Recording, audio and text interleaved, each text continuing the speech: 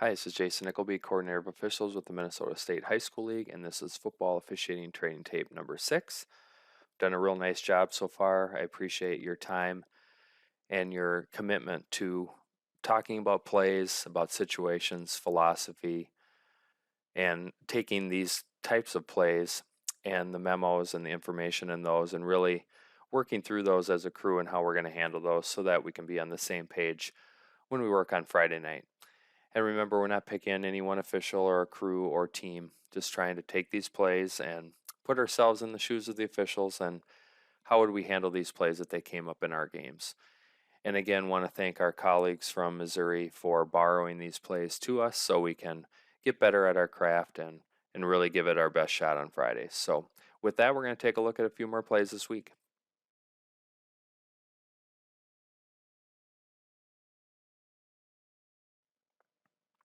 On this one, I want to talk about our free kick mechanics. Just a reminder, back judge, umpire, we are at the back edge of the white. Don't come onto the field until K has crossed your face, and then we're going to come out to the numbers, past the numbers there towards the hash and officiate our zone. And then line of scrimmage, remember you're at the pylons, work your way forward. Don't get in too much of a hurry to get upfield. We want to be able to be in a position to see blocks as they come at us. And then take a look at the referee here. We come off of the goal line. Don't leave the goal line.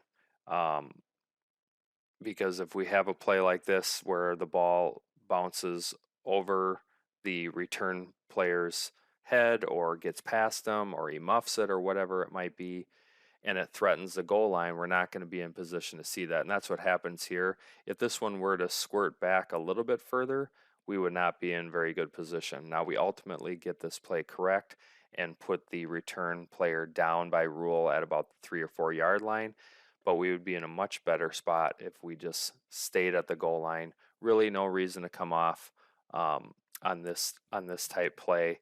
Now, if a kicker is routinely kicking them short, then line of scrimmage officials, you can move off the pylon, maybe move up to the 5 or 10 or something like that. But outside of that, we really should not be leaving the pylons or the goal line until the return player has clearly established themselves as a runner.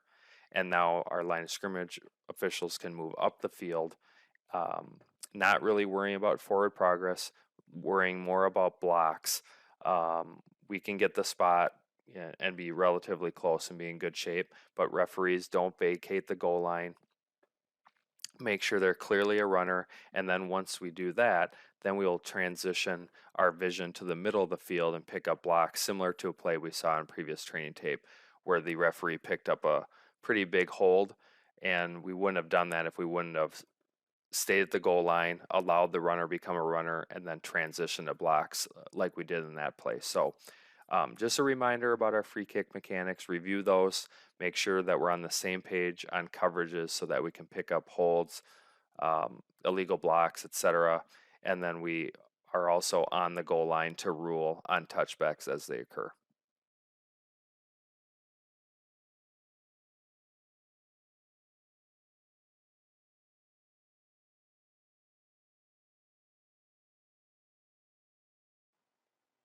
All right, this play has a lot to unpack from a mechanics, philosophy, positioning, and rules perspective. So you'll see the quarterback get flushed out a little bit and then try to dump it in the flat, and it gets called incomplete by the referee. So first, referees, good initial position, about 14 yards deep off the tight end, remembering that we need to know the tackle box on each side for the Minnesota rule experiment for intentional grounding, and we'll get to that part here in a little bit. But first, we have to decide, is the quarterback down by rule? So we need to get ourselves in position to see this. And remember, any body part in contact with the ground other than the hand or foot would put the quarterback down. So that's our first decision we have to make. And if we have them down, come in and sell that and have a presence. Otherwise, let's get a little bit more depth on this play so we'll have a better perspective of whether this quarterback is down or not. And then from a forward pass, backward pass perspective, let's be careful about getting too quick on this. let the line of scrimmage official rule forward or backward, especially at this part of the field. And if we have to come in late as a referee and wipe it out, no problem. But let's let the line of scrimmage official deal with this. And if you see at the bottom of the screen, the line of scrimmage official vacated his spot, and we don't want to do that so quickly. We need to stay at the line of scrimmage until a pass is imminent. And if we would have done that, we would have been in a much better position to help here. So don't vacate so quickly. Then from an intentional grounding perspective, remember that if they get outside the tackle box, then they can dump the ball beyond the neutral zone or the neutral zone expanded out of bounds and not have to get it to an area occupied by an eligible receiver. But if you see here, he dumps it out in the flat, and at the time that the ball hits the ground, the receiver, the eligible receiver, is 7 yards away from the ball. And remember, we're philosophically speaking, we are going to give them 7 yards if they are coming back towards the ball, and then only 5 yards if they are going away from the ball as it relates to having to get the ball to an area occupied by an eligible receiver. And in this particular case, he is coming back, but it's 7 yards. So this should be a foul for intentional grounding with both the NFHS rule as written and the Minnesota rules experiment, because even if he gets outside the tackle box here, he does not get the ball back to the neutral zone, which means it needs to get to an area occupied by an eligible receiver, which does not happen here. So another reason not to be so quick, referees, on calling incomplete. Let's just slow this process way down, and remember that line of scrimmage is going to come to you with information, which is no eligible receiver in the area, and then you are going to be the one to make the determination in or out of the tackle box, under duress, etc. And remember, also philosophically speaking, if the defender makes contact with the quarterback and then he starts his throwing motion, he's going to get pretty much no leeway as it relates to getting it to an area occupied by an eligible receiver or getting it to the neutral zone, because he's put himself in that position versus starting the throwing motion and then getting contacted by the defender. So if you see in this particular case, he is contacted by the defender, then starts the throwing motion, throws it out into the flat, doesn't make it to the neutral zone, no eligible receiver in the area. This should be a foul for intentional grounding. And if we're doing this correctly, line of scrimmage will come and say, no eligible receiver in the area, didn't make it back to the line of scrimmage. Then referees, we will put a flag down for intentional grounding at that particular point in time, and we will have a 5-yard penalty from the spot of the foul and a loss of down. So this is one that we really should look at as a crew and discuss mechanics and our communication as a crew and how we can piece this one together and get it right.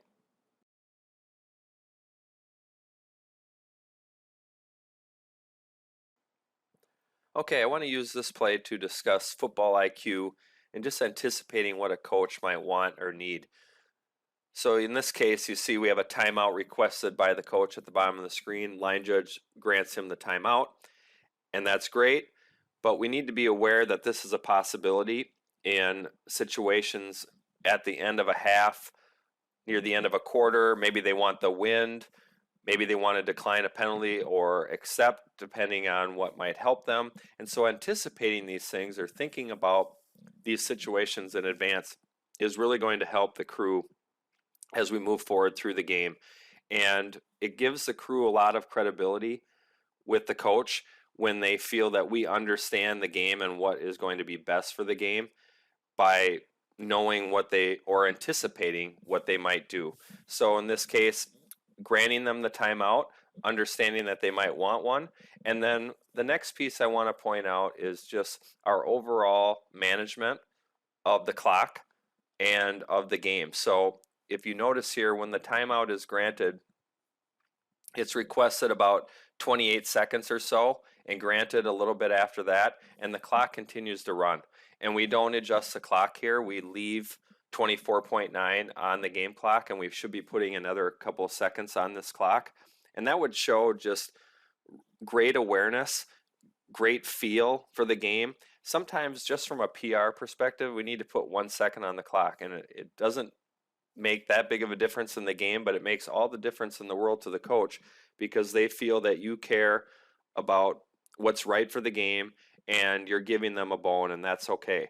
So in this particular case, just thinking about anticipating what a coach might want, football IQ, and then general clock awareness and game management. It doesn't hurt anything to put a couple seconds back on the clock.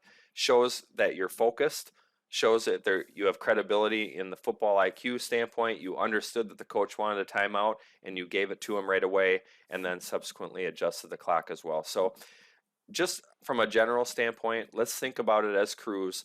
Football IQ, what's going to happen in the game. I've mentioned this before in other tapes. A referee that I used to work with would call this situational baseball, meaning as a baseball player, you think about what you're going to do with the baseball before it's hit to you. If you're thinking about what to do with it once it's hit to you, that's way too late. Same thing with officiating. We need to think about what we're going to do in advance. If this happens, then I'm going to do this. If this happens, then I'm going to do that. If we do that, we're going to be in much better shape as a crew, and we're going to have really good credibility with the coaches, and our games will go a lot smoother. So just something to think about as a crew. Discuss philosophy of football IQ and doing what's best or right for the game.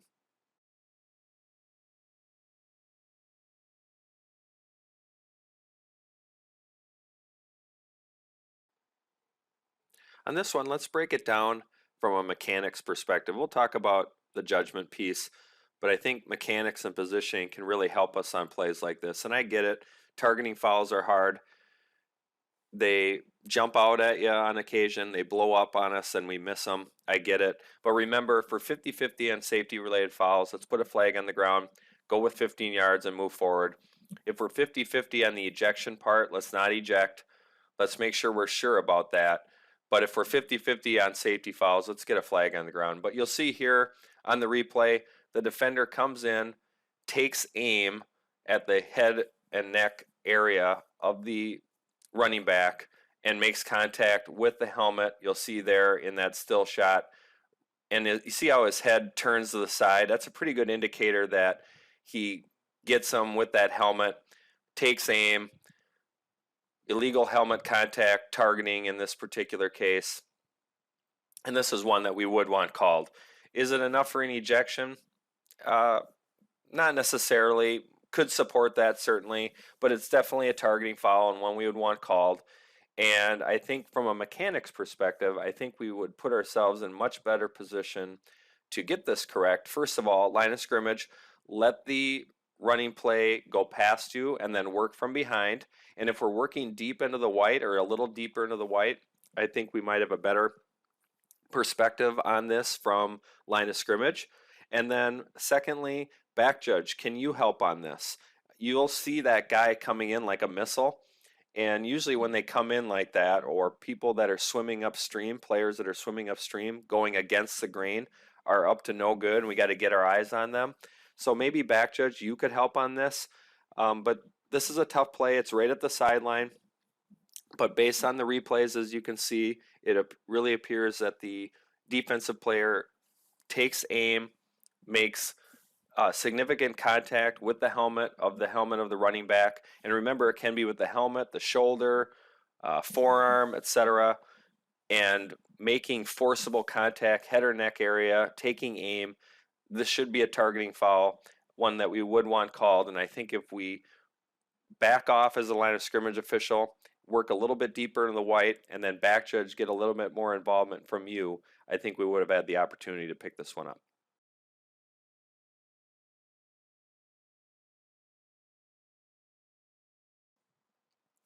On this one, let's talk about mechanics and then our categories for offensive holding. So on this one, we're going to have a running play to the bottom of the screen, right off the right tackle, and at the point of attack, we're going to have offensive holding called by the referee. And we do a very nice job of just getting into the announcement. They're clearly going to take this penalty. So this is excellent by the referee. Turns on the mic, announces the foul, and then the umpire gets into penalty enforcement. Remember, umpires, we're going to look to the linesman to confirm, put up 2 fingers for a 10-yard penalty, mark it off, and then look at them and pick up the linesman to see that they agree, whether it's a thumbs up or a head nod or something like that. But you'll see here on the replay that right at the point of attack, that tackle spins this defender, grabs him and spins him right at the point of attack, and if he doesn't do that, he's probably going to make the tackle. So this is a solid call for offensive holding by the referee. This is well done. This is exactly where we should be looking. Remember, we have focus on the right side of the line, especially when the play develops that way, point of attack. And then excellent job again on our enforcement aspect of this. So remember, with offensive holding, we need to put it into a category. Is it a grab and restrict, hook and restrict, takedown? If we can do that, then we can put a flag on the ground, because remember, fouls in high school football on the offense like this, offensive holding in particular, are really punitive, and it puts them back quite a ways. And as you can see, it goes back quite a ways, and that's a lot of yardage for a high school team to come back from. So we want to make sure that any foul we have, but especially holding, is a solid call. And if we slow ourselves down, put it into a category, then we're going to be in much better shape. And in this particular case, clearly at the point of attack, clearly a grabbed, restrict, and spin, hook and turn kind of a foul. So this is clearly offensive holding, and this is well done by the referee and the crew here of officiating our point of attack blocks, our key areas of responsibility, and getting quality fouls.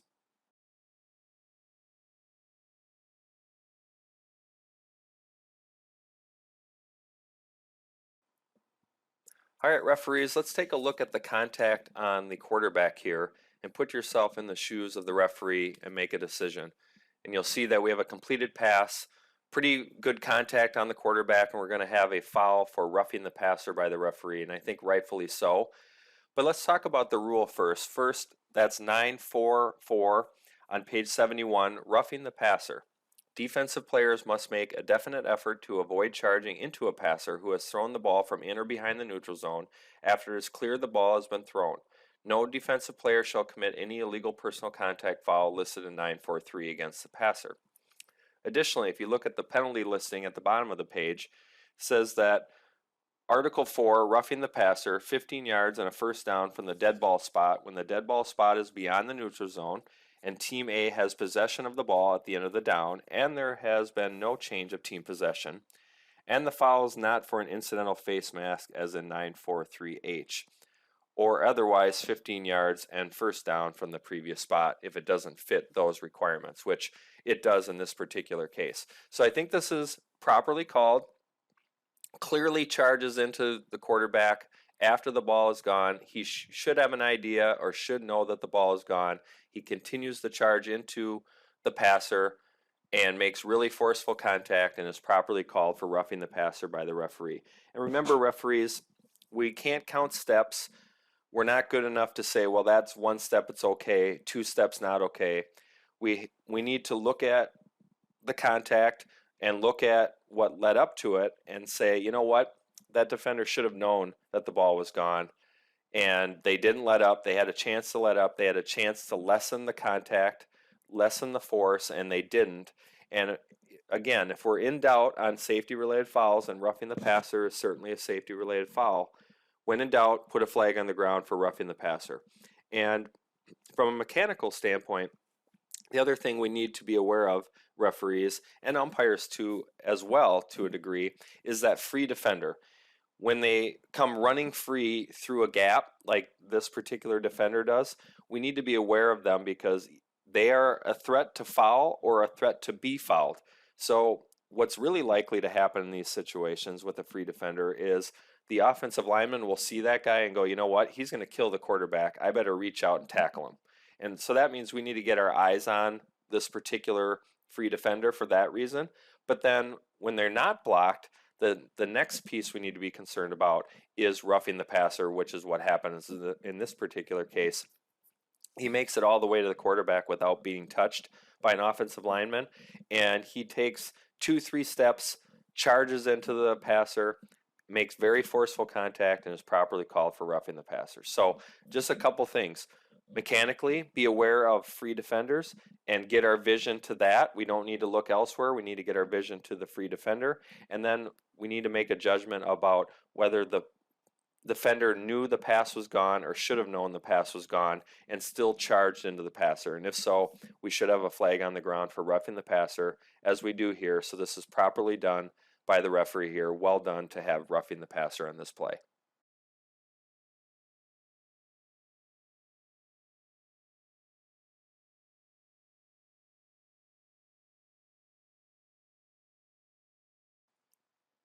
On this play, I want to compare it to the one we looked at earlier with regards to intentional grounding, both from a rule and philosophy perspective. So you'll see that the quarterback gets flushed out to the top of the screen with our umpire being in the offensive backfield. Remember, if we're lined up off the edge of the tackle and we back straight up, if they cross our face, they've made it outside of the tackle box. And we can use that as a reference to give information to the referee on whether the passer made it outside of the tackle box. And if they're the one that controlled the snap, as they do here, get outside the tackle box, as long as they get the ball across the neutral zone and the neutral zone expanded, we would not have a foul for intentional grounding, regardless of whether or not a eligible receiver was in the area. So from that perspective, on this particular play, even if there was no eligible receiver there, no foul. So remember that part of it, and remember this is a process where each part of the crew brings a piece of information to the referee, and then referees, you piece it together on whether or not it meets the threshold of a foul for intentional grounding. So we would need to know the tackle box here, and umpires can assist on this. Now, excuse me, let's say there is no eligible receiver in the area and we don't get outside the tackle box. Then we would piece it together, put a flag on the ground, and umpires, you could help with the spot. But in this particular case, this is also not a foul for intentional grounding, even if he's within the tackle box, because there is an eligible receiver coming back to the football, and he's within that 7-yard belt. Remember, if they're coming back to the ball, we're going to give them 7 yards from a philosophy standpoint. If they're going away, we're going to give them 5. In this particular case, the receiver is coming back. Therefore, we're going to give them a little bit more leeway. So even if this quarterback, this passer was not outside the tackle box, this still would not be a foul for intentional grounding because there is an eligible receiver within that 7-yard belt coming back to the ball. So this is well handled by the crew, both from a rule and philosophy standpoint.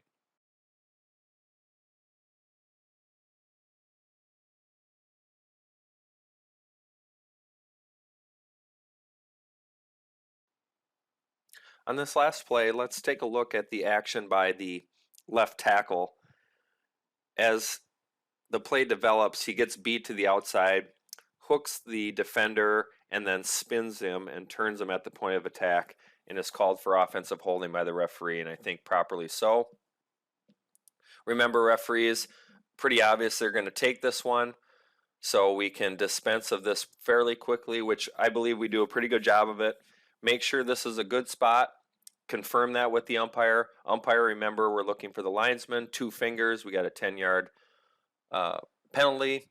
Confirm with the linesman, put the ball on the ground. Don't be in a hurry. Make sure we confirm that aspect of that. But overall, the penalty enforcement aspect is efficient on this play. And just remember, offensive holding, put it into a category, hook and restrict, grab and restrict, takedown. If we can do that, then, and it's a quality foul, it takes a step away from the person that's being blocked at the point of attack, clear material restriction, then we can put a flag on the ground. And if you look at this play, he gets beat to the outside, hooks the defender, and then as the quarterback runs by him, spins him and turns him. So this is enough for offensive holding at the point of attack. This is a correct call by the referee. Now, in Minnesota, remember, umpires, this is going to be your primary responsibility. with typical NFHS mechanics, the referees looking across the formation, but with our mechanics, umpires, this is going to be your primary responsibility to pick up this foul by the left tackle, because remember, we have left tackle, left guard, and center as our primary area of responsibility. So we would need to pick this one up at the point of attack. And then remember, it's a spot foul, 10 yards. So we need to make sure that these fouls are quality fouls. And in this particular case, this is a quality foul, hook and restrict, hook and turn by the left tackle at the point of attack. And this is a solid call by the referee in this particular case, but would be called by the umpire in Minnesota.